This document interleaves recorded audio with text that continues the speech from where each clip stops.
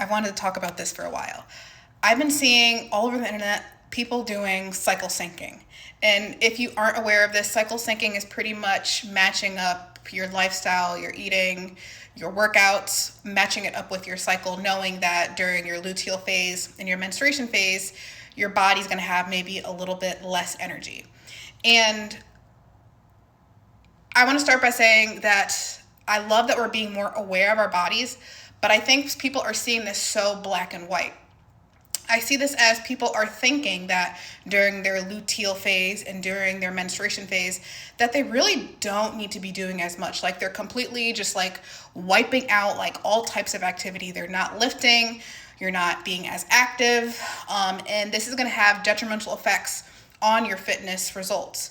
But at the same time, if you're a person who's struggling with PMS symptoms, like your energy significantly dips during your luteal or menstruation phase, you get headaches, you get back pain. This is when your aches and pains start to flare up. You start to notice weird things going on in your body. You are a person that probably does not want to continue with the exact same thing that you were doing maybe the few weeks before. Like you don't want to be lifting extremely heavy the weeks of your luteal and menstruation phase just because your body's energy is going to dip. You're not going to be able to produce as much. And during this time, you're going to have different nutrient needs.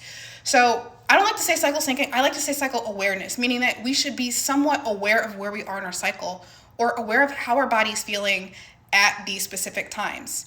And you could do it based off of like where you are in your cycle, but it also just comes into just understanding like what your body is saying at the moment. And what your body is saying at the moment, and it's going to look different from person to person. So somebody who is very active, who has a very intense regimen versus somebody who just goes to the gym a couple days a week, maybe they're just starting back up in their fitness regimen, it's going to look a little bit different. Somebody who is very active, very into strength training, they're not going to want to just do completely nothing during these two phases of our cycle. Somebody who has maybe pretty significant PMS symptoms, somebody who's just starting off, they may not be able to keep up with the same regimen during those days of their cycle, specifically some like the days where it might be a little bit more rough. We just need to be aware.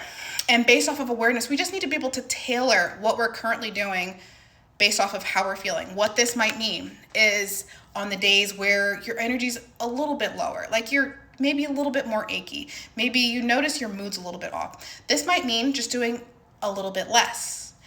This might mean changing up the days that you have your hard workouts on. So the days that you're not feeling the greatest, you're not doing something that's extremely intense. This might mean the days that you do have your workouts and you are on a day that might not feel your greatest.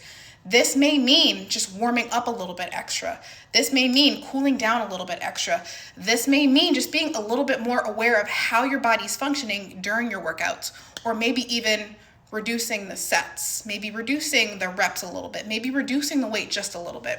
This does not mean you have to completely wipe out everything that you were doing previously. This just means we just need to be a little bit more aware of our body and just maybe take a little bit more of a precaution. This is in terms of movement. I'm not going to get into the nutrition stuff. I just wanted to talk about movement today. But if you guys have any more questions on this, let me know.